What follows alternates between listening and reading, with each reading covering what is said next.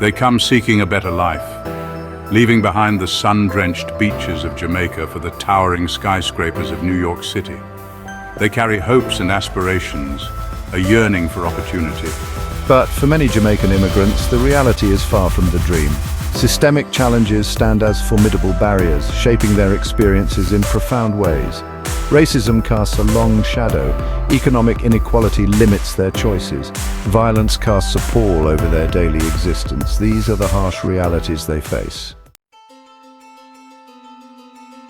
New York City, a melting pot of cultures, can also be a place of stark division. Jamaican immigrants often find themselves confined to segregated neighborhoods. These communities, while vibrant and rich in culture, are often underserved and neglected. Housing discrimination is a persistent problem, limiting access to safe and affordable options. Schools in these areas are often under-resourced, hindering children's educational opportunities. The lack of access to quality education perpetuates a cycle of poverty and inequality. The pursuit of economic stability is a constant struggle. Many Jamaican immigrants work low-wage jobs, often in the service sector. They face exploitation, discrimination, and limited opportunities for advancement. The rising cost of living in New York City makes it nearly impossible to make ends meet. Families struggle to put food on the table, afford healthcare, and provide for their children's education. The weight of these economic burdens takes a toll on their mental and physical well-being. Violence casts a dark cloud over many Jamaican communities. Gang violence, drug-related crime, and police brutality are all too common. These incidents not only disrupt the peace, but also tear apart the social fabric of neighborhoods. Young people, in particular, are at risk. They are often caught in the crossfire, both literally and figuratively. They grow up witnessing violence, and many are drawn into the cycle of crime. The lack of positive role models and opportunities makes it difficult for them to envision a different future. The fear of violence permeates daily life, creating a sense of insecurity and trauma. This constant state of alertness affects mental health, leading to anxiety and depression.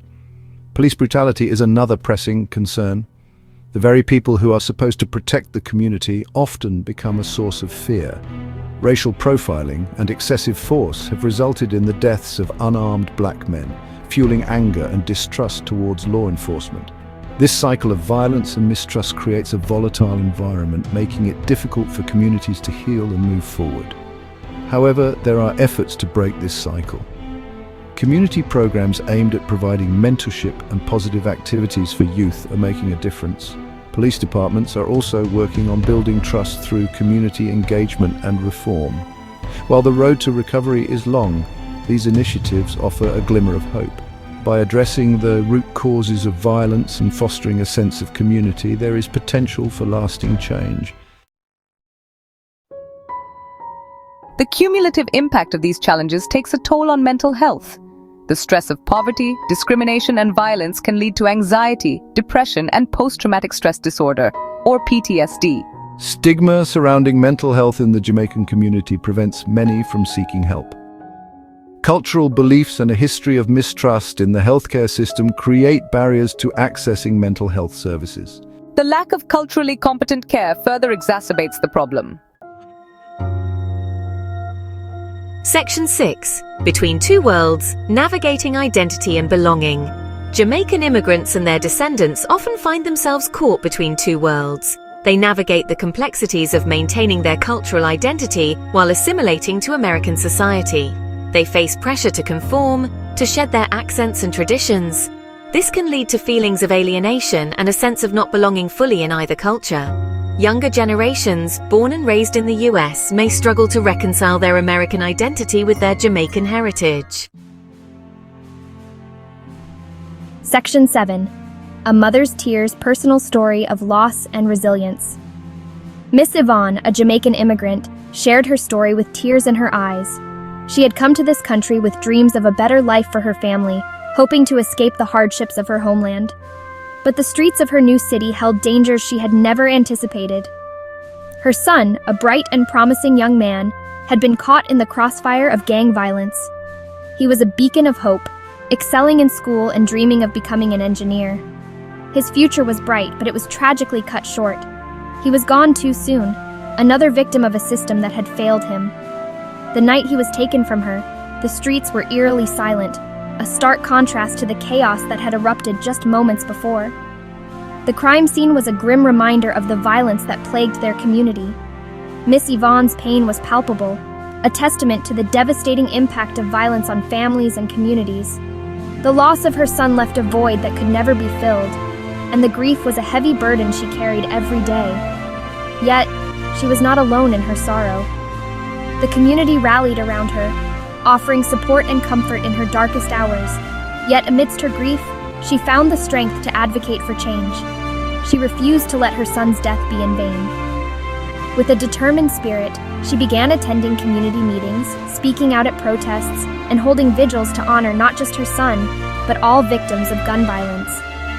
She joined community organizations working to end gun violence and provide support to grieving families. These groups became her second family, a network of individuals who shared her pain and her passion for change. Together, they worked tirelessly to raise awareness, lobby for policy changes, and create safe spaces for youth.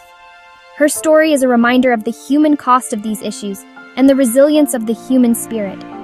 Miss Yvonne's journey from grief to activism is a powerful testament to the strength and determination that lies within us all. Her efforts have not only honored her son's memory, but have also sparked a movement that continues to fight for a safer, more just world for future generations.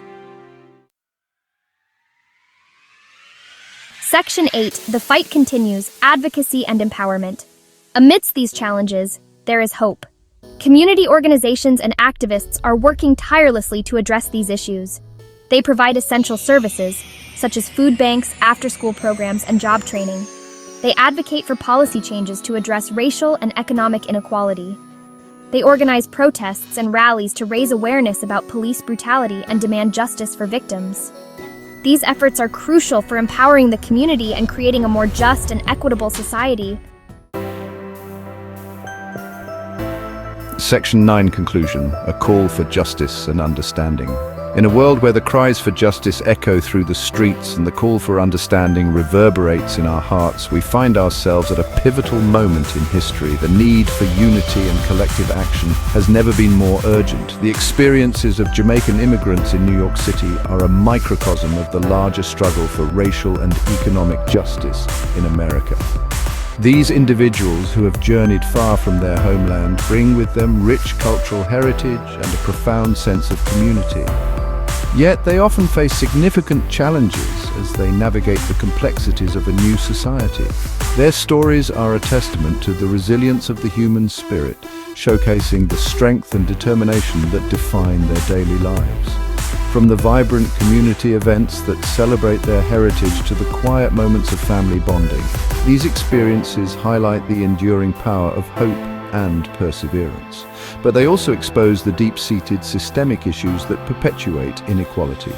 The barriers they face are not just personal, but are rooted in historical and structural injustices that affect many marginalized communities. These systemic issues manifest in various forms, from economic disparities to social exclusion, and they demand our immediate attention and action. Addressing these challenges requires a multifaceted approach. It is not enough to merely acknowledge the problems. We must actively work towards solutions. This involves policy changes, community engagement, and a commitment to social justice that transcends mere rhetoric. It demands a commitment to dismantling structural racism, creating economic opportunities, and fostering an environment where everyone can succeed. This means investing in education, healthcare, and housing, and ensuring that these resources are accessible to all, regardless of their background or socioeconomic status, and investing in marginalized communities. It requires empathy, understanding, and a willingness to listen to the voices of those who have been silenced for too long. By amplifying these voices, we can begin to address the root causes of inequality and work towards a more just and equitable society, and a willingness to listen to the voices of those who have been silenced for too long. Through listening circles and community discussions, we can create spaces where people feel heard and valued. These conversations are crucial for building trust and fostering a sense of belonging. Only then can we hope to create a society where all people have the opportunity to thrive. a society where diversity is celebrated and everyone has the chance to reach their full potential. This is not just a call for justice and understanding, it is a call for action, for solidarity, and for a future where equality is not just an ideal, but a reality. Black folks, come here, let's have a word today. And you've watched a video of so many, and you've seen how things are getting even worse in the United States for Black Americans. And in this case, I'm talking about Jamaicans and Haitians, Barbados people, and all these people who come from the Caribbean who are looking for a life in the United States of America, and those who have come also from Africa. Now, growing up, I heard of the American dream, that the United States of America, the US, is the land of honey, milk and honey, and that everyone who goes there succeeds. Everyone who goes there comes out of that place a millionaire.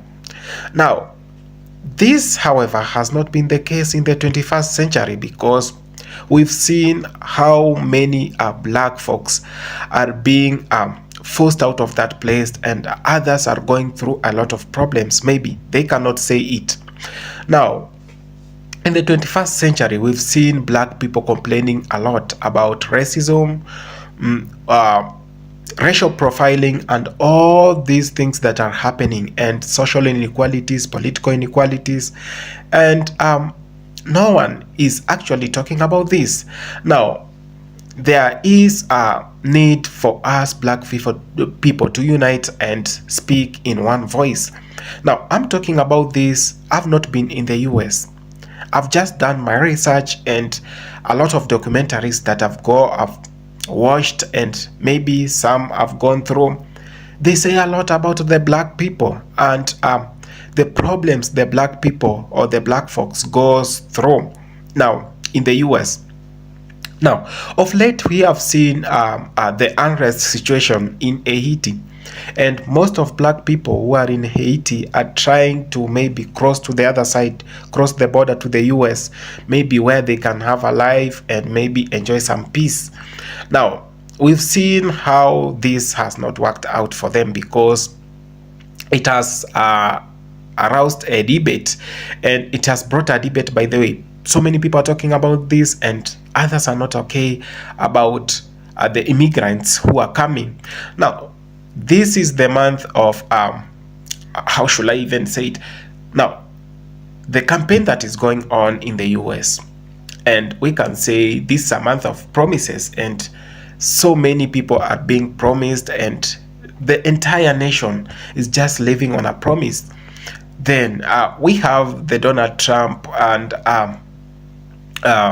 Kamala Harris thing going on, and just 1 month to elections, and Black folks are there. They're hanging their hopes on the rope. Now, they just wish that anyone who comes to power may just want to consider them and make America the best place for them to live. We've seen Jamaicans complaining. We've seen those Jamaicans who are in the US saying how it is not easy, how it is unbearable to be in that place. Now, there are slums in the US, and these slums, maybe majority of them are being occupied by Black people. But that's not my issue. My issue is, can the US, or can the people who stay in the US, can the white people in the US treat their Black brothers equally? Because the last time I checked, we are all human beings, and we all have the same blood running through our veins.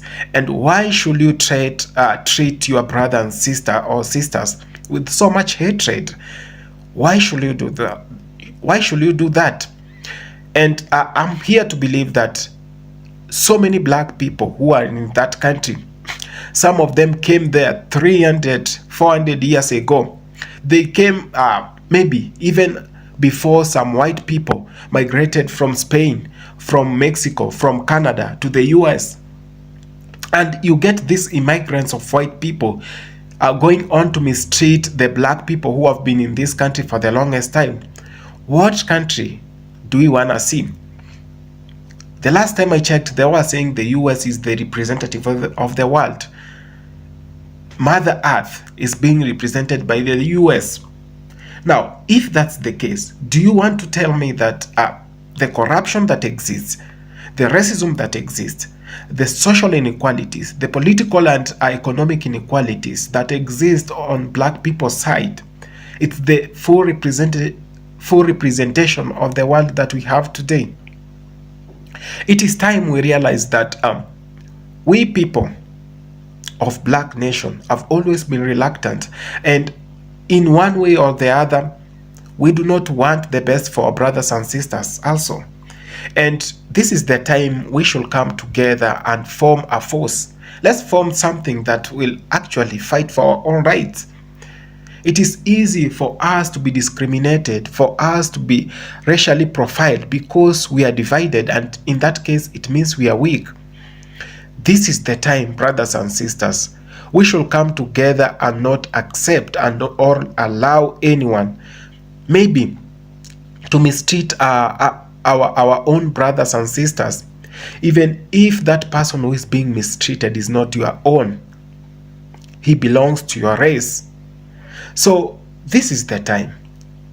I've been talking about this. There is need for black people to unite, both in Africa and in the diaspora. The last time I checked, the people in the diaspora are not in good terms with the people in Africa. Black Americans say that African people, black people in Africa, envy them for their success. And maybe a population in Africa, yes, they are not in good terms with our brothers and sisters in the diaspora. So this is the time, brothers and sisters. Now, it has always been their pleasure, or this is whatever they want to see, that we are divided. You remember the divide and rule that was used by the British colony? You remember? That's how they played, and that's why we have so many territories in Africa. That's why we have so many countries in Africa. Yes, initially, when they were not in Africa, Africa was one. Now, they went and sat somewhere in Berlin, in Germany, and scrambled for Africa. They partitioned the whole of this continent into so many pieces, 55.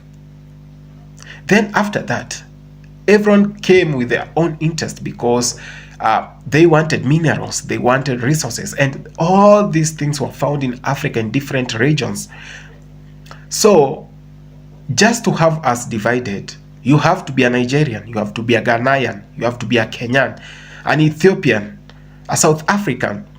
And in that case, it's easy for them to come and conquer us because this will be speaking as an Ethiopian, this speaking as a Kenyan, and the other one as a Ugandan.